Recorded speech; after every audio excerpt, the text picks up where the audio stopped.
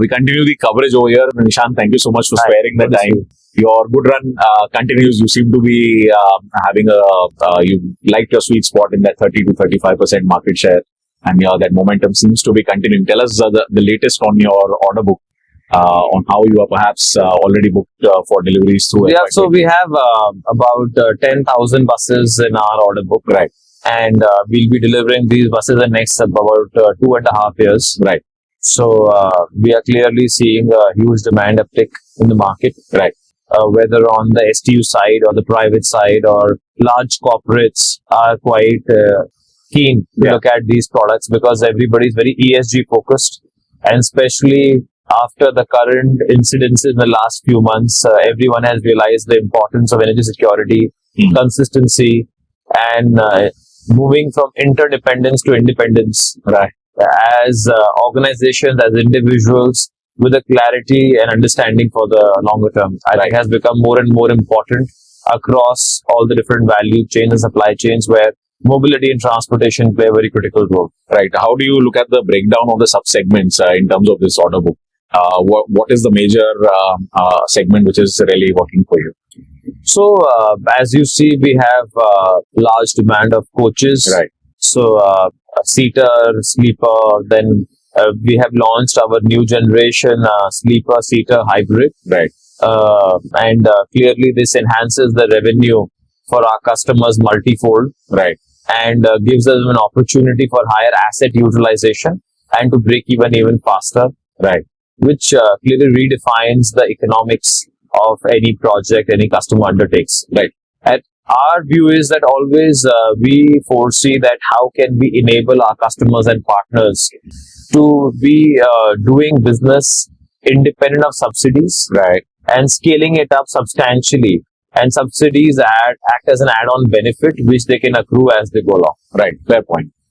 This hybridization model that you are facilitating for your operators, since you know the complete background to it, Sure. how much it has been explored in the Indian market, is it like a complete novel initiative? Has anybody tried, succeeded, failed in the past? No, so hybridization is there, but in electric, it hasn't been there Right. at this scale. And this is the first indigenously developed and engineered product in India. And everything has been engineered and designed from scratch in-house. So which gives us an ability to give support to our customers and understanding for every SKU. Right. So that gives an added advantage because we have a very fast turnaround time and we are able to independently see that if any customization is required by any operators, customers, so we are able to do it instantaneously. Right. You think there is a headroom to replicate this in the 13.5 meter segment, 15 meter segment? That seems to be a sweet spot for coaches at least.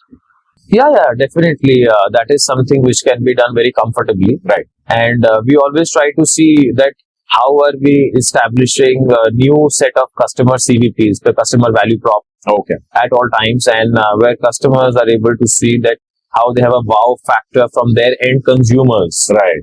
And that is what would distinguish them vis-a-vis others. Right. A word on your recent additional investment you've sourced from Motilal Oswal, trying to add 2,000 e-buses more. Sure. Tell us on, what was the thought process behind it? No, so that has come up in our e-mobility platform, which is called JBM Electric Mobility. Right. And we've raised about 750 crores. That's the largest investment by any Indian investor in the e-mobility space in the country. Okay. And clearly, we try to bring in partners who are strategic in nature and look at this particular business from a long-term perspective. Right. And that's exactly what we found in Motilal Oswal, and clearly adding a couple of thousand buses over the next year is something we are looking at. Right. Your team tells me you are juggling between flag-offs very often, and that's what's pretty much keeping you busy in terms of your deliveries and how the government side perceives JBM as a group, how the private side is perhaps also consuming your products. Tell us about the uptick, the STU side vis-a-vis the private consumption. No, I think both are growing at a rapid pace. Right. Whether we see that very strong deployment where our Honorable Prime Minister's vision is coming to reality. Right. With the Prime Minister E-Bus Seva program, PM E-Drive on the STU side. In addition to few different STUs who have been independently coming up with projects as well. And in parallel to that, on the private side, multiple startups, large institutions, and having a good legacy of buses are Right. transitioning into electric.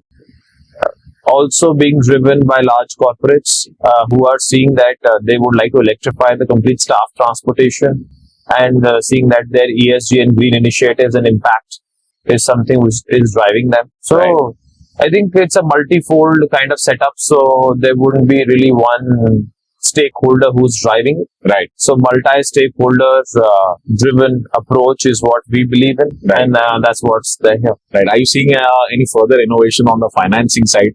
Financiers, particularly the NBFCs, the green funds that have entered this system, seem to be not just focused on the product, but all the touch points in the ecosystem. So they want to finance the infra, the Sure. product, all of it. No, I think that's the right approach, because the EV ecosystem has to be holistically addressed. Right.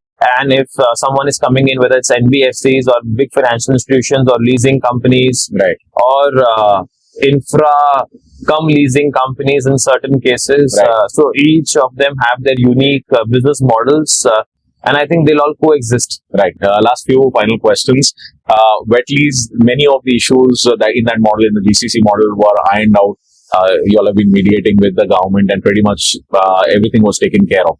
Again, of late, there seems to be some revival in the government interest in trying to further tweak this system. Some people saying owning assets is better. Some people saying, having their people maintain these wet lease assets are better. So what is your observation? How are you looking at this? No, so I think we are quite happy with the current system which is there, but definitely if there are any changes, they would get incorporated based on either local solutions which would be specific to certain cities and states, Right. or certain requirements which are there in different parts of the country. So I think would be interesting to see how they span out, and accordingly we'll be making our strategy. All right. You already have a few buses now plying on the roads like Dubai, etc. Tell us about the developments in the export market, the consumption over there, and of course, you were one of the first ones to get a cyber compliance certificate, for example, in the European market. You have a proper establishment over Sure. there. How is that journey progressing? No, so we've received great traction from Middle East, UAE, specifically Dubai, and many other countries, even Africa, Right. Southeast Asia, Asia Pacific region, Europe, and people are quite gung-ho where vehicles are running extremely efficiently and very well. So I think that's a big focus area for us, that how do we create global products and not differentiate them from which market they are going to, unless legislation requires us to do so, Right. in terms of quality, performance, and the whole ecosystem approach. Right. And similarly, I think new requirements like cybersecurity are a great shot in the arm to define the future roadmap for multiple regions. I think as Europe has been a leader in the space of defining new specs, new protocols, new safety measures. So it's a great step forward, and we are right on it to see that how we are going through this wave. Thank you so much for your time. As Looking always. forward. Thank you. Thank you. Pleasure. Thank you.